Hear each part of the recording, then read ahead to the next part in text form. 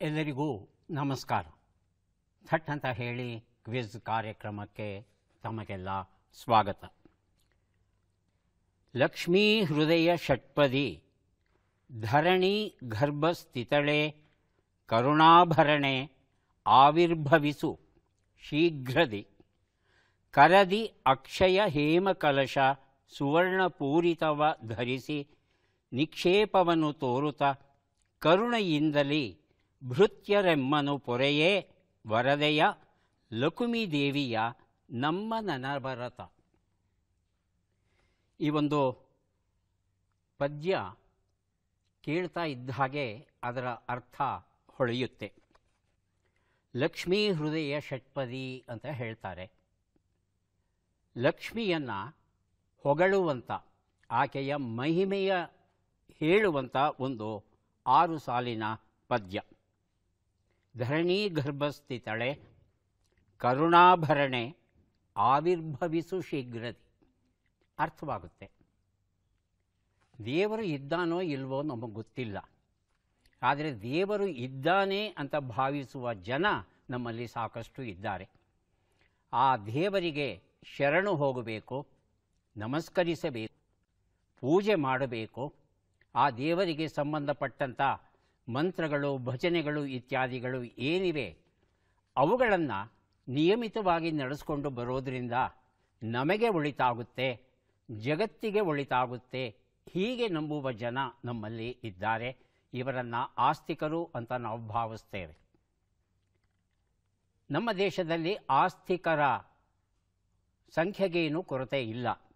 ಆದರೆ ಇವರು ಪೂಜೆಗೆ, ಧ್ಯಾನಕ್ಕೆ ಬಳಸುವ ಭಜನೆಗಳು, ಮಂತ್ರಗಳು ಏನಿವೆ ಇವು ಸಾಮಾನ್ಯವಾಗಿ ಕನ್ನಡದಲ್ಲಿ ಇರೋದು ಅಪರೂಪ, ಸಂಸ್ಕೃತದಲ್ಲಿ ಇರೋದು ಹೆಚ್ಚು. ಸಂಸ್ಕೃತದ ಮಂತ್ರಗಳನ್ನು ಹೇಳ್ತಾ ಹೋಗ್ತೇವೆ. ಆದರೆ ಆ ಮಂತ್ರಗಳ ಅರ್ಥ ನಿಮಗೆ ಗೊತ್ತಿದೆಯಾ ಅಂತ ಕೇಳಿದ್ರೆ ಬಹಳಷ್ಟು ಜನಕ್ಕೆ ಗೊತ್ತಿರಲ್ಲ. ಶ್ರೇಷ್ಠವಾದದ್ದು ಸಂಸ್ಕೃತದಲ್ಲಿದೆ, ಹೇಗಿದೆಯೋ ಹಾಗೆ ಹೇಳಿಬಿಡೋಣ, ಅರ್ಥವನ್ನು ಮಾಡಿಕೊಳ್ಳದೆ ಹೇಳೋರೇ ಹೆಚ್ಚು. ಹೀಗೆ ಹೇಳುವಾಗ ನಿಜವಾದ ಭಾವ ನಮ್ಮ ಮನಸ್ಸಲ್ಲಿ ಹುಟ್ಟಲ್ಲ. ಕೇವಲ ಅಲ್ಲಿರ್ತಕ್ಕಂಥ ಆ ಓಟಕ್ಕೆ, ಓಘಕ್ಕೆ ಮನಸೋತು ನಾವು ಹೇಳ್ತಾ ಹೋಗ್ತೇವೆ. ಆದರೆ ಈ ಒಂದು ಪುಸ್ತಕ ಭಕ್ತಿ ಸಿಂಧೂರ ಅಂತ ಏನು ಪ್ರಕಟವಾಗಿದೆ, ಇಲ್ಲಿ ಅನಂತ ಭಟ್ ಪೊಳಲಿ ಅವರು ಆ ಸಂಸ್ಕೃತದಲ್ಲಿ ಇರ್ತಕ್ಕಂಥ ಅರ್ಥ ಏನಿದೆ, ಭಾವ ಏನಿದೆ, ಅದನ್ನು ಸೊಗಸಾದ ಕನ್ನಡದಲ್ಲಿ ಬಹಳ ಚೆನ್ನಾಗಿ ಬರಿತಾ ಹೋಗ್ತಾರೆ. ಹಾಗಾಗಿ ಇಲ್ಲಿ ಇರ್ತಕ್ಕಂಥ ಈ ಮಂತ್ರಗಳು, ಭಕ್ತಿಗೀತೆಗಳು ಏನಿದೆ, ನವಗ್ರಹ ನಮನ, ಶ್ರೀ ರಾಮರಕ್ಷಾ ಸ್ತೋತ್ರ, ಆದಿತ್ಯ ಹೃದಯ ಷಟ್ಪದಿ, ಶ್ರೀ ಲಕ್ಷ್ಮೀ ಹೃದಯ ಷಟ್ಪದಿ, ಹೀಗೆ 18 ಶ್ಲೋಕಗಳನ್ನು ಇವರು ಕನ್ನಡದಲ್ಲಿ ಬರೀತಾ ಹೋಗ್ತಾರೆ. ಇಲ್ಲಿ ಇರ್ತಕ್ಕಂಥ ಈ ಒಂದು ಪದ್ಯವನ್ನು ಓದ್ತಾ ಹೋದರೆ ನಮಗೆ ಅರ್ಥವಾಗುತ್ತೆ. ಅರ್ಥ ಆಗೋಲ್ಲ ಅನ್ನೋ ಶಬ್ದವೇ ಇಲ್ಲ ಇಲ್ಲಿ. ಹಾಗಾಗಿ ಅರ್ಥವನ್ನು ತಿಳ್ಕೊಂಡು ಭಾವಪೂರ್ಣವಾಗಿ ನಾವು ಇವುಗಳನ್ನು ವಾಚಿಸಿದ್ರೆ ಅಥವಾ ಹಾಡಿದ್ರೆ ಆ ದೇವರಿಗೆ ಸಂತೋಷ ಆಗಬಹುದು ಅನ್ನೋದು ನನ್ನ ನಂಬಿಕೆ. ಹಾಗಾಗಿ ಸುಮ್ಮನೆ ಕಣ್ಣು ಮುಚ್ಚಿಕೊಂಡು ಯಾವುದೋ ಒಂದು ಮಂತ್ರವನ್ನು ಹೇಳೋದ್ರ ಬದಲು ಆ ಮಂತ್ರವನ್ನು ಪೂರ್ಣ ಅರ್ಥ ಮಾಡಿಕೊಂಡು ಹೇಳಿದ್ರೆ ಒಳ್ಳೆಯದು. ಆ ಸಾಧ್ಯತೆ, ಸಾಮರ್ಥ್ಯ ಇದ್ದರೆ ಮಾಡೋಣ. ಇಲ್ಲ, ಸಂಸ್ಕೃತ ಗೊತ್ತಾಗಲ್ಲ ಅನ್ನೋದಾದರೆ ಇಲ್ಲಿ ಇರ್ತಕ್ಕಂಥ ಈ ಒಂದು ಪುಸ್ತಕದಲ್ಲಿ ಏನು ಕನ್ನಡದಲ್ಲಿ ಬರೆದಿದ್ದಾರೆ ಅವುಗಳನ್ನು ನಾವು ಬಳಸ್ಕೋಬಹುದು. ಎಲ್ಲವನ್ನೂ ಬಳಸಿರೋದ್ರಿಂದ ಇದು ಸಹಜವಾಗಿ ತನ್ನ ನಾದಗುಣವನ್ನು ಮೈಯಲ್ಲಿ ಒಳಗೊಂಡಿದೆ. ಆದಿಪುರುಷನು ಗ್ರಹಗಳಿಗೊಡೆಯನು, ಮೀದಿನಿಗೆ ಬೆಳಕೀವ ಸೂರ್ಯನು, ಈ ಧರಿತ್ರಿಯ ಜೀವರಾಶಿಯ ಉಳಿಸಿ ಬೆಳೆಸುವವನು, ಗೋಧಿ ಇವನಿಗೆ ಪ್ರಿಯ ಧಾನ್ಯವು, ಸಾಧಿ ಪ್ರತ್ಯದಿ ದೇವರುಗಳ ಒಡಗೂಡಿ, ಆದಿಯಲ್ಲಿ ನೆನೆ ಅಗ್ನಿರುದ್ರರ ಸಹಿತ ಭಕ್ತಿಯಲ್ಲಿ, ಹೀಗೆ ಬರಿತಾ ಹೋಗ್ತಾರೆ. ಹಾಗಾಗಿ ಭಕ್ತಿ ಸಿಂಧೂರ ಅನಂತ ಭಟ್ ಪೊಳಲಿ ಬರೆದಂಥ ಈ ಒಂದು ಪುಸ್ತಕವನ್ನು, ಈ ಪುಸ್ತಕದ ಲಾಭವನ್ನು ನಾವೆಲ್ಲ ಪಡೆಯೋಣ. ಕಾರ್ಯಕ್ರಮವನ್ನು ಆರಂಭಿಸ್ತಾ ಇದ್ದೇವೆ. ಸ್ಪರ್ಧಿಗಳ ಪರಿಚಯ. ಮೊದಲ ಸ್ಪರ್ಧಿ. ನನ್ನ ಹೆಸರು ಮೇನಕಾ ಎಸ್ ಆರ್. ನಾನು ಬೆಂಗಳೂರಿನ ವಿದ್ಯಾರಣ್ಯಪುರದಿಂದ ಬಂದಿದ್ದೇನೆ. ನನ್ನ ಹವ್ಯಾಸಗಳು ಸಣ್ಣ ಕಥೆಗಳು ಓದುವುದು ಮತ್ತು ಹಳೆಯ ಹಿಂದಿ ಮತ್ತು ಕನ್ನಡ ಚಿತ್ರಗೀತೆಗಳನ್ನು ಕೇಳುವುದು. ಮೇನಕಾ ಅವರಿಗೆ ಸ್ವಾಗತವನ್ನು ಕೋರ್ತಾ ಇದ್ದೇವೆ. ಮುಂದಿನ ಸ್ಪರ್ಧಿ. ಎಲ್ಲರಿಗೂ ನಮಸ್ತೆ. ನಾನು ಮೈಸೂರಿನ ಇಲವಾಲ ಗ್ರಾಮದಿಂದ ಬಂದಿದ್ದೀನಿ. ನಾನು ಪ್ರಸ್ತುತ ಕರ್ನಾಟಕ ರಾಜ್ಯ ರಸ್ತೆ ಸಾರಿಗೆ ನಿಗಮದಲ್ಲಿ ಮೈಸೂರು ವಿಭಾಗದ ಹುಣಸೂರು ಘಟಕದಲ್ಲಿ ಸಿಬ್ಬಂದಿ ಮೇಲ್ವಿಚಾರಕನಾಗಿ ಕೆಲಸವನ್ನು ಮಾಡ್ತಾ ಇದ್ದೇನೆ. ನನ್ನ ಹವ್ಯಾಸಗಳು ದಿನಪತ್ರಿಕೆಗಳನ್ನ ಓದುವಂಥದ್ದು. ತಮ್ಮ ಹೆಸರು ತಿಳ್ಕೊಂಡ್ರೆ ಬಹಳ ನನ್ನ ಹೆಸರು ಬಾಲಸುಬ್ರಹ್ಮಣ್ಯ ಎನ್. ಬಾಲಸುಬ್ರಹ್ಮಣ್ಯ, ಬಹಳ ಸಂತೋಷ. ಕಾರ್ಯಕ್ರಮಕ್ಕೆ ಸ್ವಾಗತವನ್ನು ಕೋರ್ತಾ ಇದ್ದೇವೆ. ಮುಂದಿನ ಸ್ಪರ್ಧಿ. ನಮಸ್ಕಾರ, ನನ್ನ ಹೆಸರು ಪ್ರಿಯಾಂಕಾ ಎಸ್ ಅಂತ. ನಾನು ಗುಲ್ಬರ್ಗಾಯಿಂದ ಬಂದಿದ್ದೇನೆ. ಪ್ರಸ್ತುತ ನಾವು ಖಾಸಗಿ ಕಾಲೇಜಿನಲ್ಲಿ ಪ್ರಾಧ್ಯಾಪಕಿಯಾಗಿ ಕೆಲಸ ಮಾಡುತ್ತಿದ್ದು, ನನ್ನ ಹವ್ಯಾಸಗಳು ದಿನಪತ್ರಿಕೆಗಳನ್ನ ಓದುವುದು. ಪ್ರಿಯಾಂಕಾ ಅವರಿಗೆ ಸ್ವಾಗತವನ್ನು ಕೋರ್ತಾ ಇದ್ದೇವೆ. ಮೂವರು ಸಿದ್ಧವಾಗಿದ್ದರೆ ಕಾರ್ಯಕ್ರಮ ಆರಂಭಿಸೋಣ. ಮೊದಲಿಗೆ ನಿಯಮಗಳನ್ನು ಒಮ್ಮೆ ನೋಡಿಬಿಡೋಣ. ಒಟ್ಟು 10 ಪ್ರಶ್ನೆಗಳು. ಮೊದಲು ಬಜರ್ ಒತ್ತಿದವರಿಗೆ ಉತ್ತರ ನೀಡುವ ಅವಕಾಶ. ಪ್ರತಿ ಸರಿ ಉತ್ತರಕ್ಕೆ ಒಂದು ಪುಸ್ತಕ ಬಹುಮಾನ. ಆಯ್ಕೆಗಳು ಬರುವ ಮೊದಲೇ ಬಜರ್ ಒತ್ತಿ ಸರಿ ಉತ್ತರ ನೀಡಿದರೆ 2 ಪುಸ್ತಕ ಬಹುಮಾನ. 100 ಅಂಕ ಗಳಿಸಿದವರಿಗೆ ಒಂದು ಪುಸ್ತಕ. ವಿಶೇಷ ಬಹುಮಾನ. ನಕಾರಾತ್ಮಕ ತಂತ್ರಗಳಿಗೆ ಅವಕಾಶವಿಲ್ಲ. ಮೊದಲ ಪುಸ್ತಕ, ಮೊದಲ ಪ್ರಶ್ನೆ.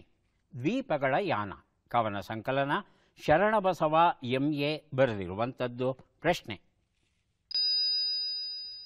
ಇತ್ತೀಚೆಗೆ ಭಾರತದ ವಿದೇಶಾಂಗ ಸಚಿವರು ಯಾವ ದೇಶದಲ್ಲಿ ಜನೌಷಧಿ ಕೇಂದ್ರವನ್ನು ಸ್ಥಾಪಿಸಿದರು? ಆಯ್ಕೆಗಳನ್ನು ನೋಡೋಣ. ಶ್ರೀಲಂಕಾ, ಬಾಲಿ, ನೇಪಾಳ, ಮಾರಿಷಿಯಸ್. ಮೊದಲಿಗೆ ಮೇನಕಾ, ಆನಂತರ ಬಾಲಸುಬ್ರಹ್ಮಣ್ಯ. ಆಪ್ಷನ್ 3 ನೇಪಾಳ. ನೇಪಾಳ. ಬಾಲಸುಬ್ರಹ್ಮಣ್ಯ. ಆಪ್ಷನ್ 1 ಶ್ರೀಲಂಕಾ. ಶ್ರೀಲಂಕಾ. ಉತ್ತರವನ್ನು ನೋಡೋಣ. ಆದರೆ ಸರಿಯಾದ ಉತ್ತರ ಮಾರಿಷಿಯಸ್ ಆಗಿತ್ತು. ಮಾರಿಷಿಯಸ್ನ ಪ್ರವೀಣ್ ಕುಮಾರ್ ಜಗನ್ನಾಥ್ ಅವರ ಜೊತೆಯಲ್ಲಿ ನಮ್ಮ ವಿದೇಶಾಂಗ ಸಚಿವರು ಈ ಒಂದು ಜನೌಷಧಿ ಕೇಂದ್ರವನ್ನು ಅಲ್ಲಿ ಉದ್ಘಾಟಿಸಿದರಂತೆ. ಜನೌಷಧಿ ನಮಗೆಲ್ಲ ಗೊತ್ತಿರೋ ಹಾಗೆ ಗುಣಮಟ್ಟದ ಔಷಧಿಗಳು ಕಡಿಮೆ ಬೆಲೆಯಲ್ಲಿ ನಮಗೆ ದೊರೆಯುತ್ತೆ. ಹಾಗಾಗಿ ಹೆಚ್ಚು ಜನರು, ವಿಶೇಷವಾಗಿ ಬಡವರು, ಇಲ್ಲಿ ಇರ್ತಕ್ಕಂಥ ಔಷಧಗಳನ್ನು ಕೊಂಡುಕೊಳ್ಳೋದ್ರಲ್ಲಿ ಬಹಳ ಲಾಭ ಉಂಟು. 10 ಪೈಸೆ ಬೆಲೆಯ ಮಾತ್ರೆ ಜನೌಷಧಿಯಲ್ಲಿ ಏನು ದೊರೆಯುತ್ತೆ ಅದನ್ನು ಖಾಸಗಿಯಾಗಿ ನೀವು ಕೊಂಡುಕೋಬೇಕಾದರೆ ಕನಿಷ್ಠ 3 ರೂಪಾಯಿಗಳನ್ನು ಕೊಡಬೇಕಾಗುತ್ತೆ. ಹಾಗಾಗಿ ಜನೌಷಧಿಯ ಔಷಧಗಳನ್ನು ಬಳಸೋದು ನಿಜಕ್ಕೂ ಉತ್ತಮವಾದದ್ದು. ಮಲೇರಿಯಾ ವ್ಯಾಧಿ ಎನ್ನುವ ಪುಸ್ತಕ. ಡಾಕ್ಟರ್ CJ ಕೇಶವಮೂರ್ತಿ ಇದನ್ನು ಬರೆದಿದ್ದಾರೆ. ಪ್ರಶ್ನೆ: ರಾಘೋಪುರ ದಿಯಾರಾ ದ್ವೀಪವು ಯಾವ ನದಿಯಲ್ಲಿದೆ? ಆಯ್ಕೆಗಳನ್ನು ನೋಡೋಣ. ಬ್ರಹ್ಮಪುತ್ರ ನದಿ, ಯಮುನಾ ನದಿ, ಗಂಗಾ ನದಿ, ಚಂಬಲ್ ನದಿ. ಮೊದಲಿಗೆ ಬಾಲಸುಬ್ರಹ್ಮಣ್ಯ, ಆನಂತರ ಪ್ರಿಯಾಂಕಾ. ಯಮುನಾ ನದಿ. ಯಮುನಾ ನದಿ ಆಯ್ಕೆ 2. ಆಯ್ಕೆ 4 ಚಂಬಲ್ ನದಿ. ಆಯ್ಕೆ 4 ಚಂಬಲ್ ನದಿ. ಚಂಬಲ್ ನದಿ. ಉತ್ತರವನ್ನು ನೋಡೋಣ. ಸರಿಯಾದ ಉತ್ತರ ಗಂಗಾ ನದಿ ಆಗಿತ್ತು. ಗಂಗಾ ನದಿಯಲ್ಲಿ ಈ ಒಂದು ದ್ವೀಪ ಏನಿದೆ ಅಲ್ಲಿ ಹರಪ್ಪ ಕಾಲಕ್ಕೆ ಸೇರಿದಂಥ ಕಟ್ಟಡಗಳು ಗೊತ್ತಾಗಿದೆ. ಅಂದರೆ ಸಿಂಧೂ ಸರಸ್ವತಿ ಪ್ರದೇಶವನ್ನು ಬಿಟ್ಟು ಬರ್ತಾರಲ್ಲ ಅಲ್ಲಿ ಇದ್ದಂಥ ಜನ, ಇಲ್ಲಿಗೆ ಬಂದಾಗ ಈ ಗಂಗಾ ನದಿಯ ಪ್ರದೇಶ ಬಹಳ ಉತ್ತಮವಾದ ಪ್ರದೇಶ, ಮೆಕ್ಕಲು ಮಣ್ಣಿದೆ, ಕೃಷಿಯನ್ನು ಇಲ್ಲಿ ಮಾಡಬಹುದು ಅಂತ ಅವ್ರಿಗೆ ಏನು ಸಂತೋಷವಾಗಿ ಇಲ್ಲಿ ನೆಲೆಸ್ತಾರೆ. ಆಗ ಒಂದಷ್ಟು ಜನ ಈ ದ್ವೀಪದಲ್ಲೂ ನೆಲೆಸಿ ಇಲ್ಲಿ ಮನೆಗಳನ್ನು ಕಟ್ಕೋತಾರೆ. ಅವರು ಕಟ್ಟಿಕೊಂಡಂಥ ಮನೆಗಳ ಅವಶೇಷ, ಇಟ್ಟಿಗೆಗಳ ಅವಶೇಷ ಇವತ್ತಿಗೂ ದೊರೆತಿದೆ. ಇದು ಸಿಂಧೂ ಸರಸ್ವತಿಯವರದ್ದೇ ಹೇಗೆ ಅಂತ ಹೇಳ್ತೀರಾ ಅಂದರೆ, ಸಿಂಧೂ ಸರಸ್ವತಿಯಲ್ಲಿ ಯಾವ ಅಳತೆಯ ಇಟ್ಟಿಗೆಗಳನ್ನು ಬಳಸಿದ್ದಾರೆ ಅದೇ ಅಳತೆಯ ಇಟ್ಟಿಗೆಗಳು ಸಹ ಇಲ್ಲಿ ಕಂಡುಬಂದಿದೆ. ಹಾಗಾಗಿ ಇವತ್ತಿಗೂ ಈ ಒಂದು ದ್ವೀಪ ಕೃಷಿಗೆ ಅನುಕೂಲಕರವಾಗಿದೆ. ಮೆಕ್ಕಲು ಮಣ್ಣು ತುಂಬಿದೆಯಂತೆ ಇಲ್ಲಿ ಈ ಒಂದು ದ್ವೀಪ ಗಂಗಾ ನದಿಯಲ್ಲಿ ಇರುವಂಥದ್ದು. ಮುಂದಿನ ಪುಸ್ತಕ ಸಮರ್ಪಣೆ ಎನ್ನುವ ಕನ್ನಡ ಕಾದಂಬರಿ. GK ಐತಾಳ್ ಇದನ್ನು ಬರೆದಿದ್ದಾರೆ. ಪ್ರಶ್ನೆ: ಸಿಂಧೂ ಜಲ ಒಪ್ಪಂದ ಇಂಡಸ್ ವಾಟರ್ ಟ್ರೀಟಿ ಪ್ರಕಾರ ಭಾರತ ಮತ್ತು ಪಾಕಿಸ್ತಾನ ಎಷ್ಟು ನದಿಗಳ ನೀರನ್ನು ಬಳಸಿಕೊಳ್ಳಬಹುದು? ಆಯ್ಕೆಗಳನ್ನು ನೋಡೋಣ. 3 ನದಿ 3 ನದಿ, 4 ನದಿ 2 ನದಿ, 2 ನದಿ 4 ನದಿ, 5 ನದಿ 5 ನದಿ. ಮೊದಲಿಗೆ ಬಾಲಸುಬ್ರಹ್ಮಣ್ಯ, ಆನಂತರ ಮೇನಕ. ಆಯ್ಕೆ 1. ಆಯ್ಕೆ 1 3 3 ಅಂತ ಹೇಳ್ತಾ ಇದ್ದಾರೆ. ಮೇನಕ ಆಯ್ಕೆ 2. ಆಯ್ಕೆ 2 4 2. ಉತ್ತರವನ್ನು ನೋಡೋಣ. ಸರಿಯಾದ ಉತ್ತರ 3 3 ಆಗಿತ್ತು. ಸಮರ್ಪಣೆ ಈ ಕಾದಂಬರಿಯನ್ನು ಬಾಲಸುಬ್ರಹ್ಮಣ್ಯ ಅವರಿಗೆ ಕೊಟ್ಟಿದ್ದೇವೆ. 1960ರಲ್ಲಿ ಈ ಒಂದು ಒಪ್ಪಂದ ನಡೆಯುತ್ತೆ. ಭಾರತ ಮತ್ತು ಪಾಕಿಸ್ತಾನದ ಜೊತೆ ವಿಶ್ವ ಬ್ಯಾಂಕ್ ಸಹ ಸೇರಿಕೊಂಡು ಮೂವರು ಒಟ್ಟಿಗೆ ಈ ಒಂದು ತೀರ್ಮಾನಕ್ಕೆ ಬರ್ತಾರೆ. ಪೂರ್ವದ ಕಡೆಯಲ್ಲಿ ಹರಿಯುವಂಥ ನದಿಗಳು ಏನಿವೆ, ಬಿಯಾಸ್, ರಾವಿ ಮತ್ತು ಸಟ್ಲೆಜ್, ಈ 3 ನದಿಗಳ ನೀರನ್ನು ಭಾರತ ಬಳಸ್ಕೋಬಹುದು. ಹಾಗೆಯೇ ಪಶ್ಚಿಮದ ಕಡೆ ಹರಿಯುವಂಥ ನದಿಗಳು ಏನಿವೆ, ಸಿಂಧೂ ನದಿ, ಚೀನಾಬ್ ಮತ್ತು ಜೀಲಂ ನದಿಗಳು ಏನಿವೆ, ಆ ನದಿಗಳ ನೀರನ್ನು ಪಾಕಿಸ್ತಾನ ಬಳಸ್ಕೋಬಹುದು ಅನ್ನೋದು ಈ ಒಂದು ಒಪ್ಪಂದದ ತಿರುಳು. ಇದು ಶಾಪುರ ಖಂಡಿ ಅನ್ನೋ ಒಂದು ಅಣೆಕಟ್ಟನ್ನು ರಾವಿ ನದಿಗೆ ಇತ್ತೀಚೆಗೆ ಕಟ್ತಾರೆ ಪಂಜಾಬಲ್ಲಿ. ನಮ್ಮ ಭಾರತ ಕಟ್ಟಿ ಮುಗಿಸುತ್ತೆ. ಹಾಗಾಗಿ ನೀರು ಭಾರತಕ್ಕೆ ಇವತ್ತು ಸ್ವಲ್ಪ ಹೆಚ್ಚಿಗೆ ಸಿಗ್ತಾ ಇದೆ. ಅದರಿಂದ ಕೃಷಿ ಚಟುವಟಿಕೆಗಳನ್ನು ಹೆಚ್ಚು ಮಾಡಬಹುದು. ನಮಗೆಲ್ಲ ಗೊತ್ತಿರೋ ಹಾಗೆ ಹರಿಯಾಣ ಮತ್ತು ಪಂಜಾಬಲ್ಲಿ ಕೃಷಿ ಬಿಟ್ಟು ಮತ್ತೊಂದು ದೊಡ್ಡ ಉದ್ಯಮ ಯಾವುದೂ ಇಲ್ಲ. ಚಿಗುರು ಮಳೆ ಎನ್ನುವ ಕವನ ಸಂಕಲನ, ಆನಂದ್ ಸಿಜೆ ಇದನ್ನು ಬರೆದಿದ್ದಾರೆ. ನಮ್ಮ ಪ್ರಶ್ನೆ, ಮಾಘಬೂಚ ಹಬ್ಬವನ್ನು ಯಾರು ಆಚರಿಸುತ್ತಾರೆ? ಆಯ್ಕೆಗಳನ್ನು ನೋಡೋಣ. ಯಹೂದಿಗಳು, ಬೌದ್ಧರು, ಸಿಖ್ಖರು, ಜೈನರು. ಬಾಲಸುಬ್ರಹ್ಮಣ್ಯ ಮತ್ತು ಮೇನಕ. ಬೌದ್ಧರು. ಬೌದ್ಧರು ಆಯ್ಕೆ 2. ಮೇನಕ ಯಹೂದಿಗಳು ಆಯ್ಕೆ 1. ಯಹೂದಿಗಳು ಆಯ್ಕೆ 1. ಉತ್ತರವನ್ನು ನೋಡೋಣ. ಬೌದ್ಧರು ಸರಿಯಾದ ಉತ್ತರ. ಚಿಗುರು ಮಳೆ ಈ ಪುಸ್ತಕವನ್ನು ಬಾಲಸುಬ್ರಹ್ಮಣ್ಯ ಅವರಿಗೆ ಕೊಟ್ಟಿದ್ದೇವೆ. ಪಾಲಿ ಭಾಷೆಯಲ್ಲಿ ನಾವು ಯಾವ ತಿಂಗಳನ್ನು ಮಾಘ ಮಾಸ ಅಂತ ಕರಿತೇವೆ ಅದನ್ನು ಮಾಖ ಅಂತ ಕರೀತಾರೆ ಪಾಲಿ ಭಾಷೆಯಲ್ಲಿ. ಹಾಗೆಯೇ ನಾವು ಪೂಜೆ ಎನ್ನುವ ಶಬ್ದವನ್ನು ಏನು ಬಳಸ್ತೇವೆ ಅದೇ ಅರ್ಥವನ್ನು ಕೊಡುವಂಥ ಶಬ್ದ ಬೂಚ. ಹಾಗಾಗಿ ಮಾಘಬೂಚ ಅಂತ ಹೇಳ್ತಂದರೆ ಮಾಘ ಮಾಸದಲ್ಲಿ ನಡೆಸುವಂಥ ಪೂಜೆ ಎನ್ನುವ ಒಂದು ಅರ್ಥ ಬರುತ್ತೆ. ಈ ಹಬ್ಬ ಥೈಲ್ಯಾಂಡ್, ಲಾವೋಸ್ ಮತ್ತು ಕಾಂಬೋಡಿಯಾದಲ್ಲಿ ಇರ್ತಕ್ಕಂಥ ಬೌದ್ಧರು ವಿಶೇಷವಾಗಿ ಆಚರಿಸ್ತಾರಂತೆ. 5 ಮುಖ್ಯವಾದ ಹಬ್ಬಗಳು ಉಂಟಂತೆ ಈ ದೇಶಗಳಲ್ಲಿ ಇರ್ತಕ್ಕಂಥ ಬೌದ್ಧರು ಆಚರಿಸ್ತಾರಲ್ಲ. ಆ 5 ಹಬ್ಬಗಳಲ್ಲಿ ಮೊದಲನೇ ಹಬ್ಬ ಈ ಮಾಘಬೂಚ ಅಂತೆ. ಮುಖ್ಯವಾಗಿ ದೇಹ ಮತ್ತು ಮನಸ್ಸು ಇವೆರಡೂ ಪರಿಶುದ್ಧವಾಗಬೇಕು, ಅದಕ್ಕೆ ನೀನು ಅವಕಾಶವನ್ನು ಮಾಡಿಕೊಡು ಅಂತ ಹೇಳಿ ಬುದ್ಧನನ್ನು ಪ್ರಾರ್ಥಿಸೋದೇ ಈ ಪೂಜೆಯ ಮೂಲ ಉದ್ದೇಶ ಅಂತೆ. ಈಗ ಡಾಕ್ಟರ್ ರಾಧಾ ಕುಲಕರ್ಣಿ ಬರೆದಂಥ ಪುಸ್ತಕ, ನಾಟಕದ ಪುಸ್ತಕ ಇದು. ಏರಿ ರಂಗಮಂಚ ತೋರಿ ಈ ಪ್ರಪಂಚ. ಪ್ರಶ್ನೆ, ಬಿಟ್ ಅಕ್ಷರಗಳನ್ನು ತುಂಬಿ. ಆ, ಢ, ಮ, ಗ, ಸೆ.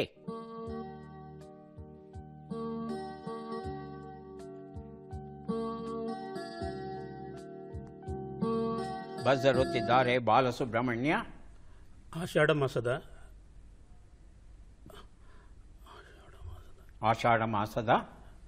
ಗಾಳಿ. ಆಷಾಢ ಮಾಸದ ಗಾಳಿ. ಹೌದು, ಆಷಾಢ ಗಾಳಿ ಜೋರಾಗಿ ಬೀಸುತ್ತೆ, ನಿಜ. ಮುಂದೆ ಮೇನಕಾ ಮತ್ತು ಪ್ರಿಯಾಂಕಾ ಒಳ್ಳೆಯ ಸುಳುಹನ್ನು ಕೊಟ್ಟಿದ್ದಾರೆ ಬಾಲಸುಬ್ರಹ್ಮಣ್ಯ ಅವರು. ಪೂರ್ಣಗೊಳಿಸಲಿಕ್ಕೆ ಆಗುತ್ತಾ ನೋಡಿ. ಬಾಲಸುಬ್ರಹ್ಮಣ್ಯ ಉತ್ತರವನ್ನು ನೋಡೋಣವಾ? ಇನ್ನೊಂದು ಪ್ರಯತ್ನ ಮಾಡ್ತೀರಾ? ಆಷಾಢ ಮಾಸದ ಗಾಳಿ ಸೆಕೆ ಅಂತ. ಆಷಾಢ ಮಾಸದ ಗಾಳಿ ಸೆಕೆ. ಬೇಸಿಗೆಯಲ್ಲಿ ಸೆಕೆ, ಇಲ್ಲಿ ಗಾಳಿ ಬೀಸ್ತಾ ಇರುತ್ತಲ್ವಾ? ಉತ್ತರವನ್ನು ನೋಡೋಣ.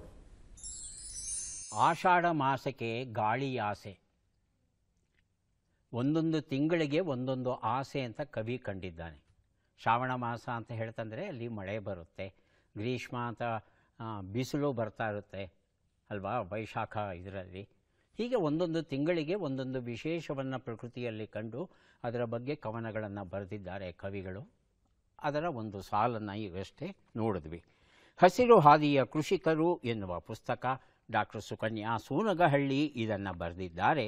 ಪ್ರಶ್ನೆ: ಈ ಕೆಳಗಿನ ಲೆಕ್ಕಗಳನ್ನು ಪೂರ್ಣಗೊಳಿಸಿ ಉತ್ತರಗಳನ್ನೆಲ್ಲ ಕೂಡಿ ಅಂತಿಮ ಉತ್ತರವನ್ನು ನೀಡಿ. 51 ಕೂಡು 39, 93 ಕಳೆ 65, 29 ಗುಣಿಸು 9, 168 ಭಾಗಿಸು 8.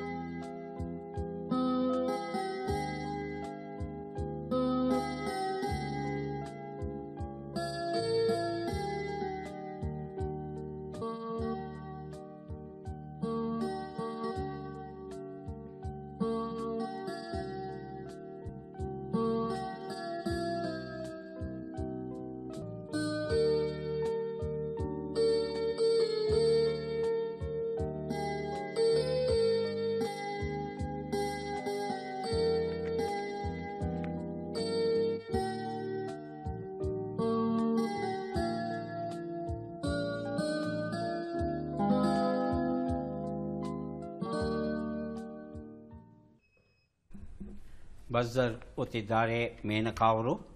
348. 348, 3, 4, 8. ಪ್ರಿಯಾಂಕಾ ಲೆಕ್ಕವಾಯ್ತಾ? ಇನ್ನೂ ಇಲ್ಲ. ಬಾಲಸುಬ್ರಹ್ಮಣ್ಯ ಇನ್ನೂ ಮಾಡ್ತಾ ಇದ್ದಾರಲ್ವಾ?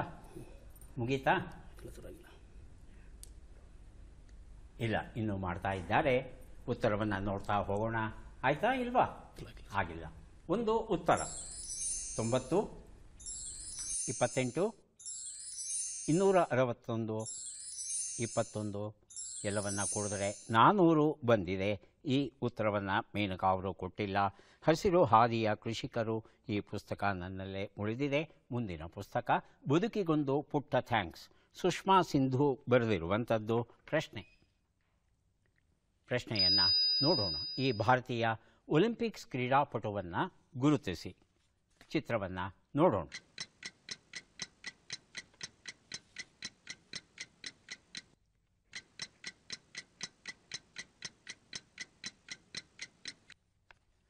ಯಾರೂ ಬಜರ್ ಒತ್ತಿಲ್ಲ. ಆಯ್ಕೆಗಳನ್ನು ನೋಡೋಣ. ಅಂಕಿತಾ ಭಗತ್, ಅಂಕಿತಾ ಧ್ಯಾನಿ, ಕಿರಣ್ ಪಹಲ್, ಭಜನ್ ಕೌರ್. ಮೊದಲಿಗೆ ಬಜರ್ ಒತ್ತಿದ್ದಾರೆ ಬಾಲಸುಬ್ರಹ್ಮಣ್ಯ, ಆನಂತರ ಮೇನಕಾ. ಆಯ್ಕೆ 1 ಅಂಕಿತಾ ಭಗತ್. ಅಂಕಿತಾ ಭಗತ್ ಅಂತ ಹೇಳ್ತಾ ಇದ್ದಾರೆ. ಮೇನಕಾ ಅವರೇ? ಕಿರಣ್ ಪಹಲ್. ಕಿರಣ್ ಪಹಲ್ ಆಯ್ಕೆ 3. ಉತ್ತರವನ್ನು ನೋಡೋಣ. ಆದರೆ ಸರಿಯಾದ ಉತ್ತರ ಭಜನ್ ಕೌರ್ ಆಗಿತ್ತು. ಭಜನ್ ಕೌರ್ ಅವರು ಹರಿಯಾಣ ರಾಜ್ಯಕ್ಕೆ ಸೇರಿದವರು. ಇವರು ಬಿಲ್ಗಾರಿಕೆಯಲ್ಲಿ ಪ್ರಾವೀಣ್ಯತೆಯನ್ನು ಸಾಧಿಸಿದ್ದಾರೆ. ಇತ್ತೀಚೆಗೆ ನಡೆದಂಥ ವಿಶ್ವಕಪ್ ಏನಿತ್ತು ಬಿಲ್ಗಾರಿಕೆಯಲ್ಲಿ, ಆ ಒಂದು ಸ್ಪರ್ಧೆಯಲ್ಲಿ ಚಿನ್ನದ ಪದಕವನ್ನು ಗಳಿಸಿದ್ದಾರಂತೆ ಭಜನ್ ಕೌರ್ ಅವರು. ಈಗ ಇವರು ಪ್ಯಾರಿಸ್ಗೆ ಹೋಗಿದ್ದಾರೆ. ಪ್ಯಾರಿಸಲ್ಲೂ ಚಿನ್ನದ ಪದಕವನ್ನು ಗಳಿಸ್ತಾರಾ ಅನ್ನೋ ಕುತೂಹಲ ಎಲ್ಲರನ್ನೂ ಕಾಡ್ತಾ ಇದೆ. ಪದಕವನ್ನು ಗಳಿಸಲಿ ಅಂತ ನಾವೆಲ್ಲ ಆಶಿಸೋಣ. ಮುಂದೆ ಕೊಡ್ತಾ ಇದ್ದೇವೆ ಶತಕಥಾಕಲರವ ಎನ್ನುವ ಪುಸ್ತಕ, ವೆಂಕಟೇಶ್ MT ಬರೆದಂಥ ಪುಸ್ತಕ. ಪ್ರಶ್ನೆ: ಈ ಅಕ್ಷರಗಳನ್ನು ಸರಿಯಾಗಿ ಜೋಡಿಸಿ. ಅಕ್ಷರಗಳು ಸೆ, ಅ, ಗ, ಕೆ, ತಿ, ಡು, ಯ, ತಿ. ಪ್ರಶ್ನೆಯನ್ನು ಓದಿ ಮುಗಿಸೋಷ್ಟರಲ್ಲಿ ಬಾಲಸುಬ್ರಹ್ಮಣ್ಯ ಹಾಗೂ ಮೇನಕಾ ಮತ್ತು ಪ್ರಿಯಾಂಕಾ ಮೂವರೂ ಬಜರ್ ಒತ್ತಿದ್ದಾರೆ. ಮೊದಲಿಗೆ ಬಾಲಸುಬ್ರಹ್ಮಣ್ಯ. ಅತಿ ಆಸೆ ಗತಿಗೇಡು. ಅತಿ ಆಸೆ ಗತಿಗೇಡು. ಮೇನಕಾ ಅದೇ ಉತ್ತರವಾ? ಪ್ರಿಯಾಂಕಾ ಅದೇ ಉತ್ತರ. ಉತ್ತರವನ್ನು ನೋಡೋಣ. ಅತಿ ಆಸೆ ಗತಿಗೇಡು ಉತ್ತರ ಸರಿಯಾಗಿದೆ. ಶತಕಥಾ ಕಲರವ ಈ ಒಂದು ಪುಸ್ತಕವನ್ನು ಬಾಲಸುಬ್ರಹ್ಮಣ್ಯ ಅವರಿಗೆ ಕೊಟ್ಟಿದ್ದೇನೆ. ಈಗ 3 ಪುಸ್ತಕಗಳನ್ನು ಕೊಡ್ತಾ ಇದ್ದೇವೆ. ಪದಬಂಧ ಬಂದಿದೆ. ಸುಳುಹುಗಳನ್ನು ನೋಡೋಣ. ಬಾಗಿಲನ್ನು ಕಾಯುವವನು ಭೂಮಿ ಹೆಣ್ಣು. ಮೊದಲಿಗೆ ಪ್ರಿಯಾಂಕಾ, ಆನಂತರ ಮೇನಕಾ. ಪ್ರಿಯಾಂಕಾ ಒಂದು ಉತ್ತರ. ದ್ವಾರಪಾಲಕ. ದ್ವಾರಪಾಲಕ. ಉತ್ತರವನ್ನು ನೋಡೋಣ. ದ್ವಾರಪಾಲಕ ಉತ್ತರ ಸರಿಯಾಗಿದೆ. ಅತ್ತೆ ಸೊಸೆಯರ ವೈಷಮ್ಯಕ್ಕೆ ಕಾರಣ ತಿಳುವಳಿಕೆ ಎನ್ನುವ ಪುಸ್ತಕ ಕೊಟ್ಟಿದ್ದೇನೆ. 2 ಉತ್ತರ ತಮಗೆ ಅವಕಾಶ ಸಿಗುತ್ತೆ ಪ್ರಿಯಾಂಕಾ. ಭೂಮಿ ಎನ್ನುವ ಅರ್ಥ ಬರುವ 3 ಅಕ್ಷರದ ಶಬ್ದ ಧರಣಿ. ಧರಣಿ ಉತ್ತರವನ್ನು ನೋಡೋಣ. ಧರಣಿ ಉತ್ತರ ಸರಿಯಾಗಿದೆ. ಹೇಮರೆಡ್ಡಿ ಮಲ್ಲಮ್ಮ ಪ್ರೊಫೆಸರ್ ಸೂಗಯ್ಯ ಹಿರೇಮಠ್ ಬರೆದಂತಹ ಪುಸ್ತಕ ಕೊಟ್ಟಿದ್ದೇನೆ. 3 ಉತ್ತರ ಹೆಣ್ಣು. ಲಲನೆ. ಉತ್ತರವನ್ನು ನೋಡೋಣ. ಲಲನೆ ಉತ್ತರ ಸರಿಯಾಗಿದೆ. ವಿಶ್ವ ಮಾನವ ಧರ್ಮ ಕುಡ್ಲೂರು ಬಿ ಶಿವಮೂರ್ತಿ ಅವರು ಬರೆದಂತಹ ಪುಸ್ತಕ. 3 ಪುಸ್ತಕ ಪ್ರಿಯಾಂಕಾ ಅವರಿಗೆ ದೊರೆತಿದೆ. ಈಗ ಬಂದಿದ್ದೇವೆ ಕೊನೆಯ ಘಟ್ಟಕ್ಕೆ. ಚಟ್ಪಟ್ ಚಿನ್ಕುರುಳಿ 5 ಪ್ರಶ್ನೆಗಳು. ಮೇನಕಾ ಅವರಿಗೆ ಮೊದಲ ಅವಕಾಶ. ಸಿದ್ಧವಾಗಿದ್ದರೆ ಪ್ರಶ್ನೆಗಳನ್ನು ಆರಂಭಿಸ್ತೇವೆ. ಮೊದಲ ಪ್ರಶ್ನೆ, ಜನ್ಮ ನೀಗು ಎಂಬ ನುಡಿಗಟ್ಟಿನ ಅರ್ಥವೇನು? ಜೀವನವನ್ನು ನೂಕು, ಮರಣವನ್ನು ಹೊಂದು. ಜೀವನವನ್ನು ನೋಕು. ಮುಂದಿನ ಪ್ರಶ್ನೆ, ಮುಳುಗು, ಅಡಗು ಎಂಬ ಅರ್ಥವನ್ನು ಕೊಡುವ ಶಬ್ದ ಯಾವುದು? ಕಂತು, ಮಂತು. ಕಂತು. ಮುಂದಿನ ಪ್ರಶ್ನೆ, ಶೂರ್ಪಣಕಿಯ ಗಂಡ ವಿದ್ಯುಜ್ಜಿಹ್ವನನ್ನ ಯಾರು ಕೊಂದರು? ರಾವಣ, ಕುಂಭಕರ್ಣ. ಕುಂಭಕರ್ಣ. ಮುಂದಿನ ಪ್ರಶ್ನೆ, ಈ ಗಾದೆಯನ್ನು ಪೂರ್ಣಗೊಳಿಸಿ. ಆಲಕ್ಕೆ ಹೂವಿಲ್ಲ.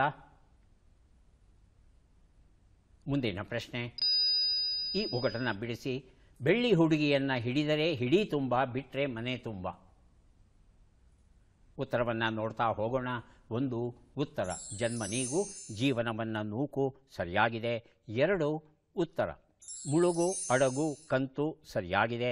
3 ಉತ್ತರ ಶೂರ್ಪಣಕಿಯ ಗಂಡ ವಿದ್ಯುಜ್ಜಿಹ್ವನನ್ನು ರಾವಣ ಕೊಲ್ತಾನೆ. 4ನೇ ಪ್ರಶ್ನೆಗೆ ಉತ್ತರ ಆಲಕ್ಕೆ ಹೂವಿಲ್ಲ, ಸಾಲಕ್ಕೆ ಕೊನೆಯಿಲ್ಲ, ಜಾಲಿಯ ಮನವು ನೆರಳಲ್ಲ ಮಗಳೇ, ತಾಯಿಯ ಮನೆಯು ಸ್ಥಿರವಲ್ಲ.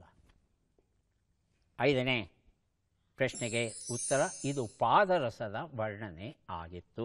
2 ಪ್ರಶ್ನೆಗಳಿಗೆ ತಾವು ಸರಿಯಾದ ಉತ್ತರ ಕೊಟ್ಟಿದ್ದೀರಿ. 2 ಪುಸ್ತಕಗಳನ್ನು ತಮಗೆ ಕೊಟ್ಟಿದ್ದೇವೆ. ಬಾಲಸುಬ್ರಹ್ಮಣ್ಯ ಸಿದ್ಧವಾಗಿದ್ದೀರಾ?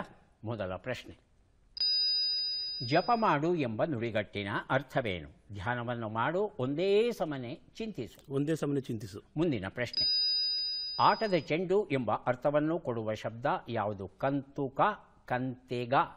ಕಂತುಕ. ಮುಂದಿನ ಪ್ರಶ್ನೆ, ರಾಮಾಯಣದಲ್ಲಿ ರಾಮನು ಖರ, ದೂಷಣ, ತ್ರಿಶಿರರನ್ನು ಕೊಂದ ಸ್ಥಳವು ಈಗ ಯಾವ ಹೆಸರಿನಿಂದ ಪ್ರಸಿದ್ಧವಾಗಿದೆ? ತ್ರ್ಯಂಬಕ ಕ್ಷೇತ್ರ, ಕೊಲ್ಲೂರು ಕ್ಷೇತ್ರ. ತ್ರಯಂಬಕ ಕ್ಷೇತ್ರ. ಮುಂದಿನ ಪ್ರಶ್ನೆ, ಈ ಗಾದೆಯನ್ನು ಪೂರ್ಣಗೊಳಿಸಿ. ಆಸೆಗೆ ಅಂತ್ಯವಿಲ್ಲ. ಮುಂದಿನ ಪ್ರಶ್ನೆ, ಈ ಒಗಟನ್ನು ಬಿಡಿಸಿ. ಮುಳ್ಳು ಮುಳ್ಳಿನ ಚಕ್ರವನ್ನು ಮುರಿದು ತಿನ್ನೋಣ ಬನ್ನಿ. ಅನಾನಸ್. ಅನಾನಸ್. ಉತ್ತರವನ್ನು ನೋಡ್ತಾ ಹೋಗೋಣ. 1 ಉತ್ತರ ಜಪ ಮಾಡು, ಒಂದೇ ಸಮನೆ ಚಿಂತಿಸು ಸರಿಯಾಗಿದೆ. 2 ಉತ್ತರ ಆಟದ ಚೆಂಡು, ಕಂತುಕ ಸರಿಯಾಗಿದೆ. 3 ಉತ್ತರ ತ್ರ್ಯಂಬಕ ಕ್ಷೇತ್ರ ಸರಿಯಾಗಿದೆ. 4 ಉತ್ತರ ಆಸೆಗೆ ಅಂತ್ಯವಿಲ್ಲ, ಪಾಶಕ್ಕೆ ಕೊನೆಯಿಲ್ಲ. 5ನೇ ಪ್ರಶ್ನೆಗೆ ಉತ್ತರ ಇದು ಚಕ್ಕುಲಿ ಆಗಿತ್ತು. 3 ಪ್ರಶ್ನೆಗಳಿಗೆ ತಾವು ಸರಿಯಾದ ಉತ್ತರ ಕೊಟ್ಟಿದ್ದೀರಿ. ಹಾಗಾಗಿ 3 ಪುಸ್ತಕಗಳನ್ನು ತಮಗೆ ಕೊಡ್ತಾ ಇದ್ದೇವೆ. ಈಗ ಪ್ರಿಯಾಂಕಾ ಅವರಿಗೆ ಅವಕಾಶ ಬರ್ತಾ ಇದೆ. ಸಿದ್ಧವಾಗಿದ್ದರೆ ಪ್ರಶ್ನೆಗಳನ್ನು ಆರಂಭಿಸ್ತೇವೆ. ಮೊದಲ ಪ್ರಶ್ನೆ, ಜಾಗಟೆ ಬಾರಿಸು ಎಂಬ ನುಡಿಗಟ್ಟಿನ ಅರ್ಥವೇನು? ಪೂಜೆಯನ್ನು ಮಾಡು, ಪ್ರಚಾರವನ್ನು ಮಾಡು. ಪ್ರಚಾರವನ್ನು ಮಾಡು. ಮುಂದಿನ ಪ್ರಶ್ನೆ, ಹೊರೆ, ಕಟ್ಟು ಎಂಬ ಅರ್ಥವನ್ನು ಕೊಡುವ ಶಬ್ದ ಯಾವುದು? ಕಂತು, ಕಂತೆ. ಕಂತೆ. ಕಂತೆ. ಕಂತೆ. 3ನೇ ಪ್ರಶ್ನೆ, ಮಹಾಭಾರತದ ಖಾಂಡವ ವನವು ಯಾವ 2 ನದಿಗಳ ನಡುವೆ? ಗಂಗಾ ಯಮುನಾ, ಸರಸ್ವತಿ ದೃಷದ್ವತಿ. ಸರಸ್ವತಿ ದೃಷದ್ವತಿ. ಮುಂದಿನ ಪ್ರಶ್ನೆ, ಈ ಗಾದೆಯನ್ನು ಪೂರ್ಣಗೊಳಿಸಿ. ಆಳಾಗಿ ದುಡಿ, ಅರಸನಾಗಿ ಉಣ್ಣು. ಅರಸನಾಗಿ ಉಣ್ಣು. ಆಳಾಗಿ ದುಡಿ, ಅರಸನಾಗಿ ಉಣ್ಣು. 5ನೇ ಪ್ರಶ್ನೆ, ಈ ಒಗಟನ್ನು ಬಿಡಿಸಿ. ನೀಲಿ ಕೆರೆಯಲ್ಲಿ ಬಣ್ಣ ಬಣ್ಣದ ಮೀನು. ಉತ್ತರವನ್ನು ನೋಡ್ತಾ ಹೋಗೋಣ. 1 ಉತ್ತರ ಜಾಗಟೆ ಬಾರಿಸು, ಪ್ರಚಾರವನ್ನು ಮಾಡು ಸರಿಯಾಗಿದೆ. 2 ಉತ್ತರ ಹೊರೆ, ಕಟ್ಟು, ಕಂತೆ ಸರಿಯಾಗಿದೆ. 3 ಉತ್ತರ ಸರಸ್ವತಿ ದೃಷದ್ವತಿ ಸರಿಯಾಗಿದೆ. 4 ಉತ್ತರ ಆಳಾಗಿ ದುಡಿ, ಅರಸಾಗಿ ಉಣ್ಣು ಸರಿಯಾಗಿದೆ. 5ನೇ ಪ್ರಶ್ನೆಗೆ ಉತ್ತರ ಇದು ನಕ್ಷತ್ರಗಳು, ನೀಲಿ ಆಕಾಶದಲ್ಲಿರುವ ನಕ್ಷತ್ರಗಳು ಆಗಿತ್ತು. 4 ಪ್ರಶ್ನೆಗಳಿಗೆ ತಾವು ಸರಿಯಾದ ಉತ್ತರ ಕೊಟ್ಟಿದ್ದೀರಿ. 4 ಪುಸ್ತಕಗಳನ್ನು ತಮಗೆ ಕೊಡ್ತಾ ಇದ್ದೇವೆ. ಯಾರಿಗೆ ಎಷ್ಟು ಪುಸ್ತಕಗಳು ಬಂದಿವೆ ಅದನ್ನು ನೋಡುವ ಕ್ಷಣ ಈಗ ಬಂತು. ಮೇನಕಾ ಅವರಿಗೆ 2 ಪುಸ್ತಕ ದೊರೆಯುತ್ತಾ ಇದೆ. ಪುಸ್ತಕಗಳನ್ನು ಸ್ವೀಕರಿಸಿ ಕಾರ್ಯಕ್ರಮದಲ್ಲಿ ಭಾಗಿಯಾಗಿದ್ದಕ್ಕೆ ಧನ್ಯವಾದಗಳು. ಬಾಲಸುಬ್ರಹ್ಮಣ್ಯ ಅವರಿಗೆ 6 ಪುಸ್ತಕ ತಮಗೆ ಸಿಗ್ತಾ ಇದೆ. ಸ್ವೀಕರಿಸಿ ಅಭಿನಂದನೆಗಳು.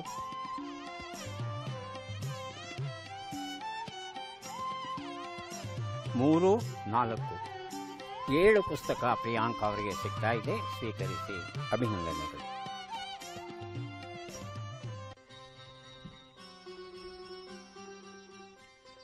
ಮಕ್ಕಳಿಗೆ ಚಪಾತಿಯನ್ನು ಸ್ಯಾಂಡ್ವಿಚ್ಚನ್ನು ಮಾಡಿ ಕೊಡುವಾಗ ಅದು ಬಿಸಿ ಬಿಸಿಯಾಗಿರಲಿ ಅಂತ ಹೇಳಿ ಅಲ್ಯೂಮಿನಿಯಂ ಹಾಳೆಯಲ್ಲಿ ಸುತ್ತಿ ಕೊಡೋದುಂಟು. ಇಲ್ಲಿ ಒಂದು ಸಣ್ಣ ಎಚ್ಚರಿಕೆ ವಹಿಸಬೇಕು. ಅಲ್ಯೂಮಿನಿಯಂ ಹಾಳೆಯನ್ನು ನೇರವಾಗಿ ಚಪಾತಿಯ ಸಂಪರ್ಕಕ್ಕೆ ಬರದೇ ಇರೋ ಹಾಗೆ ಅದನ್ನು ಬಾಳೆ ಎಲೆಯಲ್ಲಿ ಚಪಾತಿಯನ್ನು ಸ್ಯಾಂಡ್ವಿಚ್ಚನ್ನು ಇಟ್ಟು ಅದರ ಮೇಲೆ ಅಲ್ಯೂಮಿನಿಯಂ ಇಡಬೇಕಾಗುತ್ತೆ. ಅಥವಾ ಯಾವುದಾದ್ರು ಹತ್ತಿ ಬಟ್ಟೆ ಇದ್ರೂ ಸಹ ಅದರಲ್ಲಿ ಸುತ್ತಿ ಅದರ ಮೇಲೆ ಅಲ್ಯೂಮಿನಿಯಂ ಹಾಳೆಯನ್ನು ಹೊದಿಸಿ ಕೊಟ್ಟರೆ ಅದು ಆರೋಗ್ಯಕರವಾದದ್ದು. ಮತ್ತೆ ಭೇಟಿಯಾಗೋಣ. ನಮಸ್ಕಾರ.